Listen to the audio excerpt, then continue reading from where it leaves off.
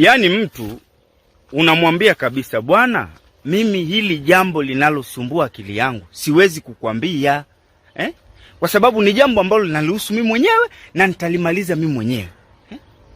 Lakini mtu kwa sababu anataka umbea, anataka akatangaze mambo ya watu ya ndani, anang'ang'ania tu. Niambie, mimi nitakusaidia, kuna namna nitafanya, hata mawazo. Jamaa, siwezi kukwambia. Basi ukishamkatalia ndo sukari inampanda. Sura nyeupe, macho makavu. Unamsikia tu anakuambia, "Haya, shauri yako. Mficha uchi hazai." Wewe, mambo yangu ya sirini na uchi vinahusiana nini? Na nani aliyekwambia mimi nina uchi? Na utoa wapi? Alafu mficha uchi hazai, ina maana wote walozao walikuwa wanatembea bila nguo. Walikuwa wanatembea bila nguo. Na kwa nini ulete uchi kwenye mambo yangu?